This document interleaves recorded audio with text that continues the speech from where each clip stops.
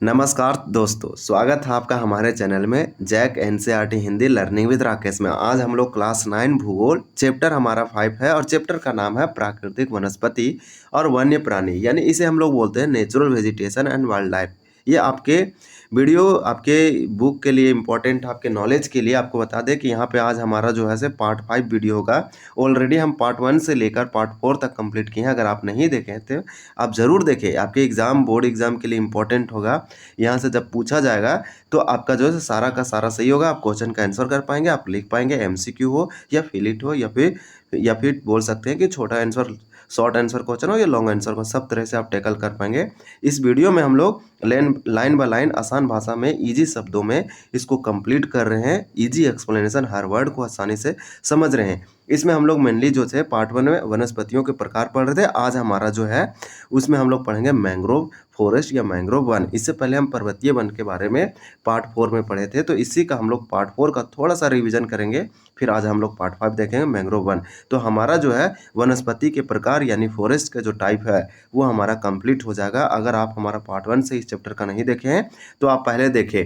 आप स्कूल से आते हैं, आप ट्यूशन पढ़ते हैं, उसके बाद टाइम निकालें और इसको एक बार जरूर देखें, आपको और बहुत अच्छे से समझ में आएगा। और अपने दोस्तों के साथ शेयर करें, चैनल को लाइक करें और कमेंट करें, सुझाव दीजिए। और आप कमेंट में ज़रूर कुछ पूछिए, अगर कुछ डॉट हो रहा है, नहीं समझ में आया तब पूछिए, ताकि हम दूसरे दिन जब वीडियो बनाएंगे तो उसमें आपको उसको सॉल्व करने की कोशिश करेंगे। और आपको वीडियो कैसा लगता है आप ज़रूर बताएं, अच्छा लगा या नहीं लगा आप कमेंट करके ज़रूर बताएंगे। तो चलिए, ये क्लास 5 कक्षा 9 की चैप्टर हमारा 5 है। चैप्टर का नाम है प्राकृतिक वनस्पति और वन्य प्राणी। यह एनसीईआरटी बुक है जो कि न्यू बुक है, तो आपके एकदम लेटेस्ट सिलेबस के अनुसार है और आने वाले एग्जामों में आपको बेनिफिट होगा। आप यहाँ पे बहुत कुछ सीखने वाले हैं। आप तो एग्जाम के पॉइंट ऑफ व्यू से आपका मार्क्स तो बढ़ेगा, लेकिन आपका नॉलेज भी इंक्रीज होगा। तो चलिए, आप वीडियो पे बने रहे, इसको स्टार्ट करते हैं। देखिए, वनस्पतियों के प्रकार में हम लोग जैसे उष्णकटिबंधीय सदाबहार वन कंप्लीट किए थे, उष्णकटिबंधीय पर्णपाती वन भी, और उष्णकटिबंधीय कांटीले और झाड़ियाँ भी, पर्वतीय वन भी कंप्लीट किया और मैंग्रोव भी। तो थोड़ा सा हम लोग रिविजन कर लेंगे ताकि चीज़ रिवाइज हो सके और याद रहे लंबे समय तक। और मैंग्रोव वन को आज हम लोग कंप्लीट करेंगे पार्ट में। ये वनस्पति के प्रकार है। भारत में 5 प्रकार के वनस्पति पाए जाते हैं मुख्य रूप से, तो इसको बहुत अच्छे से हम लोग कंप्लीट किए थे। तो हम लोग वीडियो पे आप बने रहे और हम लोग देखते हैं कि हर बार हर मैप को देखे थे, बहुत अच्छे से कंप्लीट किए थे। ये मैप को आपको जो से पूरा थ्योरी का एक्सप्लेनेशन करता है और बहुत ईजी है। जैसे मैंग्रोव वन की बात करें तो भारत में मैंग्रोव वन की अगर देखेंगे तो मेनली कहाँ पाया जाता है, तो देखिए मैंग्रोव वन जो है पश्चिम बंगाल में, यहाँ उड़ीसा आंध्र प्रदेश दिख रहा होगा। और यहाँ पे देखिए ये है हमारा आंध्र प्रदेश या तमिलनाडु बोल सकते हैं। तो आंध्र, यानी कि मैंग्रोव वन दलदली एरिया में, मर्सी एरिया में या कोस्टल या समुद्र के किनारे ग्रो होता है मैंग्रोव वन। तो मैंग्रोव वन हम देखें कि जो हमारा पूर्वी वेस्टर्न घाट यानी कि जो ईस्टर्न घाट है, यानी पूर्वी क्षेत्र है भारत का, दक्षिण पूर्वी, इस वाला रीजन में ग्रो हो पाया मैंग्रोव वन। और पर्वतीय वन, इसके नामों में पता चल रहा है पर्वतीय वन, ये पर्वतों, माउंटेन और पहाड़ियों में ग्रो होता है, जो कि आपको दिख रहा होगा। यानी कि आप बोल सकते हैं भारत के उत्तर और भारत के उत्तर पूरब में, तो उत्तर पूरब और उत्तर में भारत के क्या हुए हैं, पर्वतीय वन ग्रो हुआ है। तो इसमें आपको ये चीज़ हम लोग देखे थे। तो और यहाँ पे हमारा जो था ये हम लोग कंप्लीट किए थे।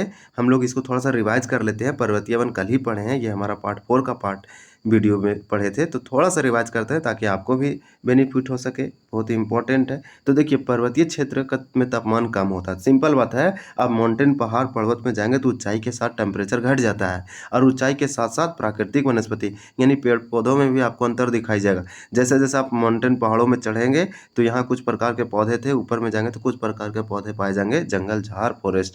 तो इसी प्रकार से बोल रहा है कि जो नेचुरल वनस्पति है, वेजिटेशन है, उसमें आपको अंतर दिखाई देगा, क्योंकि जैसे जैसे आप टेम्परेचर बढ़ रहे हैं यानी कि ऊंचाई में बढ़ रहे हैं, ऊंचाई के साथ आपको प्राकृतिक वनस्पति में अंतर दिखाई दिया, क्योंकि तापमान में भी अंतर था। जैसे जैसे ऊपर जाएंगे टेम्परेचर घटता जाएगा, तो उस प्रकार से प्राकृतिक वनस्पति अपने आप को विकसित करने में सक्षम रहा।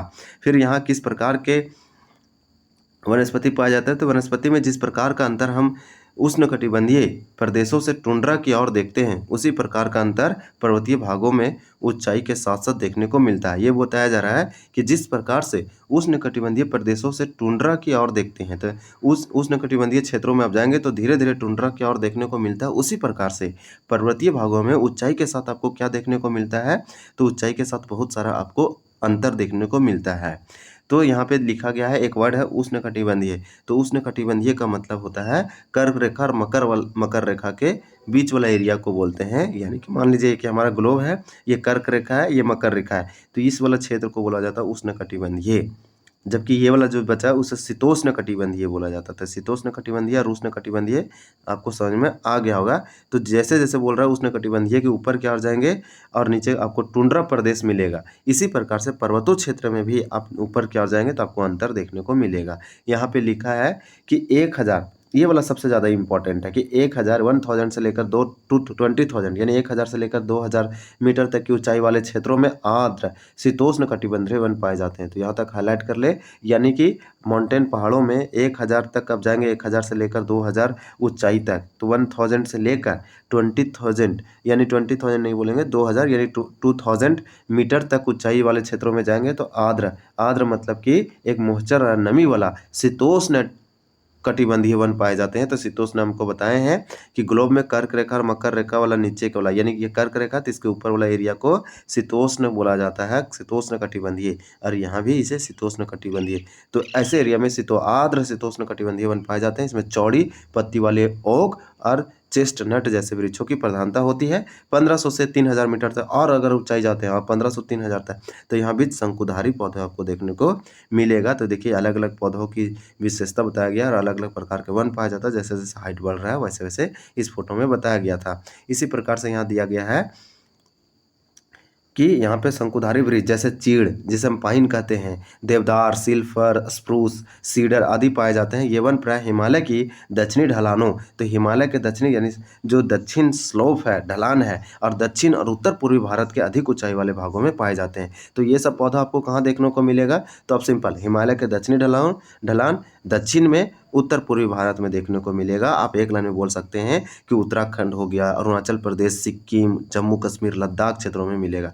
अधिक ऊंचाई पर शीतोष्ण उष्णकटिबंधीय घास के मैदान। आप और अधिक चले जाते हैं, यानी कि आप 2000 3000 से ऊपर चले जाते हैं तो वहाँ पे अब जो है पौधा नहीं, आपको ग्रास का मैदान यानी ग्रास लैंड का फील्ड मिलेगा, जिसे बोलते हैं शीतोष्ण कटिबंधीय घास का मैदान पाए जाते हैं, जहाँ पे लोग क्या करते हैं, पशुचारण करते हैं। तो पहाड़ी क्षेत्रों में देखिएगा सीप का पालन किया जाता है, भेड़ का, याक का, अलग अलग जानवर को चराया जाता है, चरवाहा के द्वारा पशुपालन किया जाता है और घासों को चराया जाता है। तो यहाँ पे क्योंकि घास का मैदान हुआ बहुत अधिक ऊंचाइयों पर, तो इस घास के मैदान को कहते हैं शीतोष्ण कटिबंधीय घास के मैदान। 3600 मीटर से अधिक ऊंचाई पर अगर आप जाते हैं तो शीतोष्ण कटिबंधीय वनों और घास के मैदान का स्थान अल्पाइन ले लेता है। यानी कि अब बताया जा रहा है कि घास के मैदान से और ऊपर जाते हैं आप 3600 यानी 3600 मीटर से अधिक ऊंचाई पर जाते हैं तो आपको शीतोष्ण कटिबंधीय वन तो मिलेगा। और जो यानी कि ये तो नीचे था 3000 तक लगभग शीतोष्ण कटिबंधीय वन था और घास का मैदान था। अब 3600 से ऊपर चल गए तो आपको अब जो है शीतोष्ण कटिबंधीय वन और घास का मैदान नहीं मिलने वाला है। अब इसका स्थान कौन ले लिया, तो अल्पाइन वनस्पति ले लिया है, अल्पाइन प्रकार के पौधे जंगल ले लिए। इसमें आपको क्या मिलेगा, तो सिल्वर फर, जूनिपर, पाइन और बर्च इन वनों के मुख्य वृक्ष है। जैसे जैसे हिम रेखा के निकट पहुंचते हैं इन वृक्षों के आकार छोटे होते जाते हैं। तो देखिए इन वृक्षों के आकार छोटे होते जाते हैं, अतः झाड़ियों के रूप के बाद ये अल्पाइन घास का मैदान। तो देखिए अल्पाइन का घास का मैदान ले लिया क्योंकि अधिक ऊंचाई पर गए तो वहाँ पे वनस्पति यानी कि अल्पाइन का घास का मैदान आया। यहाँ अल्पाइन जो था डेवलप हुआ था और ये सब पौधे थे। जैसे जैसे हिमरेखा के निकट पहुँचे वृक्ष के आकार छोटा हो गया और यहाँ झाड़ी का रूप ले लिया, और झाड़ियों के रूप के बाद क्या किस मैदान का रूप आया, तो एक घास का डेवलप आया, यानी कि बड़े पौधे से छोटा हुआ, छोटा से घास का डेवलप हो गया और ये घास को बोलते हैं अल्पाइन घास का मैदान। और ये धीरे धीरे विलीन हो जाता है। इसका उपयोग गुज्जर करता है, बकरवाल करता है, जैसे घुमक्कड़ जातियों द्वारा पशुचारण, जो घूम घूम के क्या करते हैं, घुमक्कड़ जो जाति होते हैं, स्पीसीज होते हैं जो घूम घूम के पशुओं को इधर उधर चराते हैं, तो पशुचारण करने वाले इसका उपयोग किया जाता है। अधिक ऊंचाई वाले भागों में मोस पाया जाता है, लीचन घास पाया जाता है और टुंड्रा वनस्पति का एक भाग है। तो इस प्रकार से इसको याद रखेंगे, ये हम लोग रिवीजन कर रहे हैं। एक इसमें थोड़ा सा और दिया गया है, इन वनों में प्राय काश्मीरी महामृग, चित्रा या चितारा, हिरन, जंगली भेड़, खरगोश, तिब्बती बारहसिंघा, याक, हिम, तेंदुआ, गिलहरी, रीछ और आइबैक्स, कहीं कहीं लाल पांडा यानी रेड पांडा आपको देखने को मिलेगा और घने बालों वाली भेड़ और बकरियां पाई जाती हैं। ये हम रिवीजन अच्छे से कर लिए 10 मिनट के अंदर, आपको भी अच्छा लगा होगा और ये चीज़ है जैसे रिवाइज हो पाएगा। तो मैंग्रोव वन क्या होता है? इसे मैंग्रोव वन को मैंग्रोव फॉरेस्ट बोला जाता है। यह वनस्पति तटवर्तीय क्षेत्रों में, देखिए तटवर्तीय क्या होता है, मान लीजिए कि यानी कि एक लैंड है, यहाँ पे लोग रहते हैं और इधर भी समुंदर, इधर भी पानी है और ये ज़मीन है, यहाँ पे लोग रहते हैं। तो जो इसका जो किनारा वाला लैंड होगा, क्षेत्र होगा, ज़मीन होगा, जो पानी से टच है, तो इसके बोलते हैं कोस्टल यानी कोस्ट एरिया बोलते हैं, तटीय इलाका बोलते हैं। तो भारत का अगर तटीय इलाका की बात करें तो ये अरब सागर है, तो अरब सागर का ये वाला क्षेत्र तटीय इलाका कहलाता है। तटीय का मैदान या तट का मैदान कहते हैं। दक्षिण यानी ये हम बोलेंगे पश्चिम का तट का मैदान। तो ये क्योंकि तटीय कोस्टल एरिया है, इसी प्रकार से ये कोस्टल एरिया है, इसलिए जब साइक्लोन वगैरह आती है या फिर जब बाढ़, तूफान या कुछ ही प्रकार से जब आती है, समुद्रों में भूकंप आती है, तो सबसे पहले इन राज्यों को सबसे ज़्यादा दिक्कत होता है, तबाही आता है। जैसे 2004 का सुनामी आया था तो सबसे ज़्यादा तमिलनाडु वगैरह रीजन को, आंध्र प्रदेश को बहुत दिक्कत हुआ था। तो इस वाला एरिया को कोस्टल एरिया बोलते हैं। और मैंग्रोव जो है से इस वाला रीजन में, दलदली वाला क्षेत्र में, मर्सी लैंड में ग्रो हो पाया है, जो समुद्र से पानी से सटा हुआ जमीन है। तो यह वनस्पति मैंग्रोव वन तटीय क्षेत्रों में ग्रो होता है। और कहाँ? जहाँ ज्वार भाटा आते हैं वहीं पे ये डेवलप होगा। जहाँ ज्वार भाटा आएंगे, अप डाउन होगा, तो ज्वार और भाटा आएगा, वहाँ पे किस प्रकार का वनस्पति फॉरेस्ट जंगल ग्रो होगा? मैंग्रोव वन ग्रो होंगे, जिसे बोलते हैं तटवर्ती क्षेत्र। मैंग्रोव वन एक एरियल प्लांट में आता है। एरियल प्लांट, इसके पौधे का जो रूट है ऊपर रहता है। ये पौधा जो है सो मैक्सिमम इसका रूट ऊपर रहता है। यहाँ पे आपको दिख पा रहा होगा इसका रूट। क्यों? क्योंकि ये जो सांस से हवा लेता है अपने रूटों से ही लेता है। तो एरियल रूट के कैटेगरी में ये आता है। ये दलदली क्षेत्र, मर्सी लैंड यानी कोस्टल एरिया, तटीय इलाका में डेवलप होता है। सबसे अधिक जो है से वेस्ट बंगाल यानी पश्चिम बंगाल, गुजरात, उड़ीसा, आंध्र प्रदेश, इस सब राज्यों में ये ग्रो हो पाया है। तो आपको ये पता चल पा रहा होगा कि ये दक्षिण पूर्वी यानी कि पूर्वी राज्यों में डेवलप हुआ है और इस प्रकार से इसके सारे रूट ऊपर है, दलदली है, एरियल है, यानी कि ये मैंग्रोव फॉरेस्ट है। तो एक लाइन में इसको हाईलाइट कीजिए कि यह एक वनस्पति है मैंग्रोव वन, जिसे मैंग्रोव फॉरेस्ट कहा जाता है। ये कहाँ पे डेवलप होगा? तटवर्तीय क्षेत्रों में यानी कोस्टल एरिया में, जहाँ पानी होगा, नमी होगा, दलदली एरिया होगा, मर्सी लैंड होगा, और ये वहीं पर डेवलप होगा जहाँ ज्वार भाटा आएगा। सबसे महत्वपूर्ण वनस्पति है। देखिए ये सबसे महत्वपूर्ण वनस्पति बहुत ही इंपॉर्टेंट है। मिट्टी और बालू इन तटों पर एकत्रित हो जाती है और मैंग्रोव एक प्रकार की, देखिए मिट्टी जो है, सॉइल है, और बालू इन तटों पर क्या हो जाती है? एकत्रित हो जाती है, जमा हो जाती है। घने मैंग्रोव एक प्रकार की क्या है? तो घने मैंग्रोव एक प्रकार की मैंग्रोव वन के बारे में दिया गया है। तो चलिए देखते हैं कि घने मैंग्रोव यानी कि जो बहुत ज़्यादा मैंग्रोव है, जो बहुत घने रहते हैं, एक प्रकार के वनस्पति है। तो देखिए घने मैंग्रोव क्या है? एक प्रकार का वनस्पति है, यानी कि वेजिटेशन है, पेड़ पौधा है, जिसमें पौधों की जड़ें पानी में डूबी रहती है। तो पौधों की जड़ें जो है पानी में डूबी रहती है। जैसे हम गंगा, ब्रह्मपुत्र, महानदी, गोदावरी, कृष्णा, कावेरी नदियों के डेल्टा भाग में यह वनस्पति मिलती है। तो यह आपको कहाँ मिलेगा? डेल्टा एरिया में मिलेगा। दुनिया का सबसे बड़ा डेल्टा कौन है, आप जानते हैं? इस डेल्टा को बोलते हैं सुंदरबन डेल्टा। ये मान लीजिए गंगा नदी, सुंदरबन डेल्टा जो है, यानी कि यहाँ से ये गंगा नदी है, इधर से ब्रह्मपुत्र आपस में बांग्लादेश में मिलेगा और यहाँ पे जो है से निर्माण करेगा डेल्टा, यानी कि अरब, ये बंगाल की खाड़ी में भी, वो बंगाल में गिरने से पहले कई धाराओं में बढ़ जाता है। इसको बोलते हैं सुंदरबन डेल्टा। ये दुनिया का सबसे बड़ा लार्जेस्ट डेल्टा है, वन ऑफ द वर्ल्ड। नाम है सुंदरबन डेल्टा और बनता है गंगा और ब्रह्मपुत्र नदियों के मिलने से और दोनों के संगम रूप से। डेल्टा क्या होता है? तो डेल्टा जब अपने मुहाना, माउथ के पास मिलने, नदी या सागर में, नदी या सी में मिलने से पहले अलग धाराओं में बढ़ जाती है, इसे ही बोलते हैं डेल्टा। और ये डेल्टा सुंदरबन नाम कैसे पड़ा है? तो सुंदरी वृक्ष वहाँ पाए जाते हैं, इन्हीं सुंदरी वृक्ष के नाम पर ये डेल्टा इनका नाम पड़ा है। अब बात पड़ता है कि गंगा देखिए गंगा, ब्रह्मपुत्र, महानदी, ये सब भारत की एक प्रमुख नदी है। यहाँ पे गंगा और ब्रह्मपुत्र डेल्टा बनाती है, महानदी डेल्टा बनाती है, गोदावरी भी डेल्टा, कृष्णा, कावेरी नदियाँ डेल्टा बनाती है, महानदी भी डेल्टा बनाती है।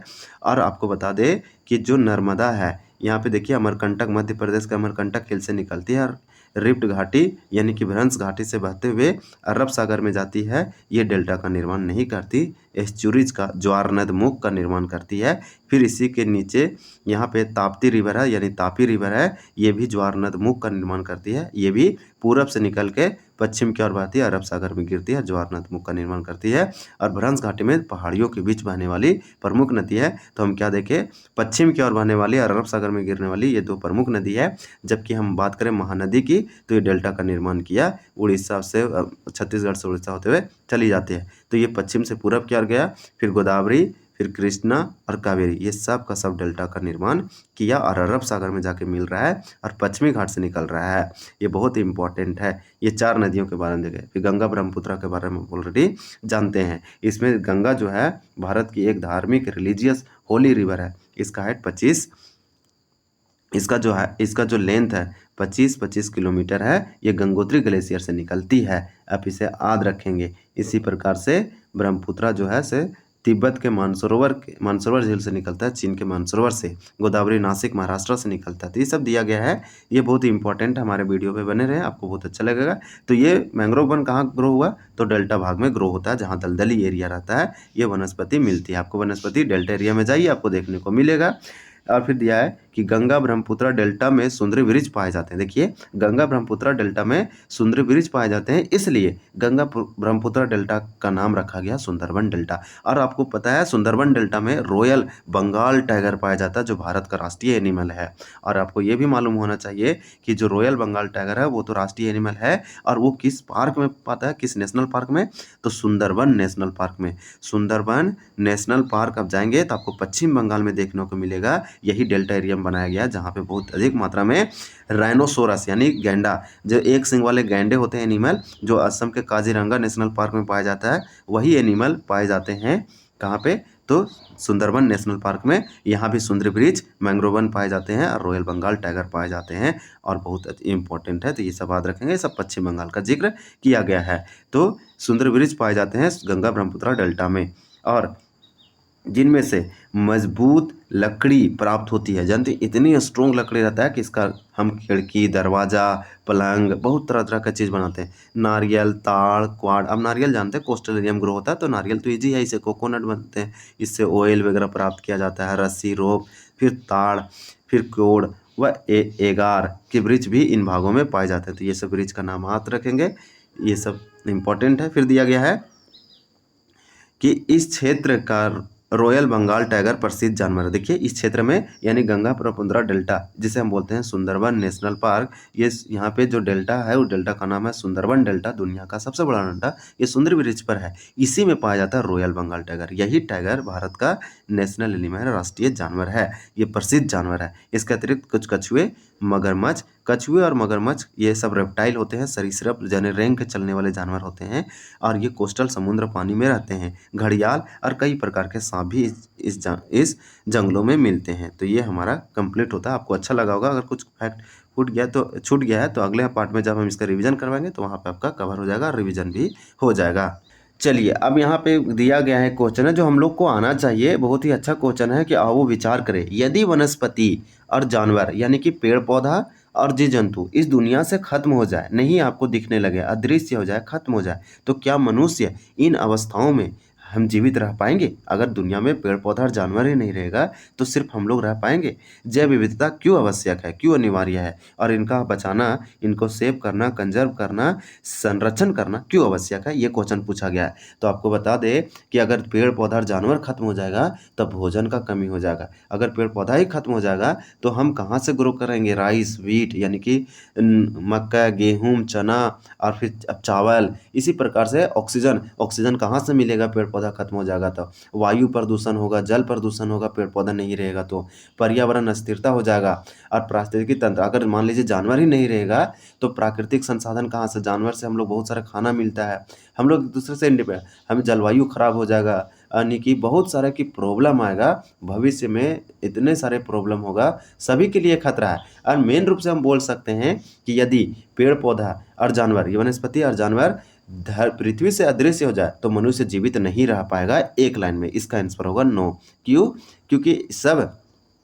क्योंकि ये एक दूसरे पर निर्भर हैं, और भोजन, ऑक्सीजन और हवा, स्वच्छ हवा यानी खाना, ऑक्सीजन और स्वच्छ हवा, एकदम प्योर हवा, हमें वनस्पति पर निर्भर है। जैव विविधता आवश्यक है क्योंकि यह पारिस्थितिकी तंत्र के स्थिर रखती है, भोजन, पानी, दवाएं जैसी प्राकृतिक सेवाएं प्रदान करती है, पारिस्थितिकी तंत्र की स्थिरता बनाए रखने में मदद करती है। इनका संरक्षण, इनको बचाना बहुत ही आवश्यक है ताकि जीवन समर्थन प्रणालियां कार्य करती रहें। भविष्य की पीढ़ियों के लिए प्राकृतिक संसाधन को बनाए रखा जा सकता है। एक जानवर है मधुमक्खी, जिसको बोलते हैं बी बोलते हैं। तो मधुमक्खी अगर इस दुनिया से खत्म हो जाएगा तो दुनिया ही खत्म हो जाएगा 4 साल के बाद। इसे अल्बर्ट आइंस्टीन ऐसा बोलता है। तो ये इंपॉर्टेंट है क्योंकि वो परागकण, वो पोलिनेशन करता है। ये इंपॉर्टेंट पॉइंट है। यानी कि फूलों का जो फूलों है, फूल होते हैं जितने भी वृक्ष या फिर जितने भी प्रकार के प्लांट्स होते हैं, फ्लावर्स होते हैं, उसके जूस, उसके नेक्टर को चूसता है और उसको पोलिनेशन करता है, उसको रिप्रोडक्टिव करता है। तो उससे जो परागकण है, पोलन ग्रेन है, उसके रिप्रोडक्टिव पार्ट में जाता है और फिर सीड आता है उस पौधा में,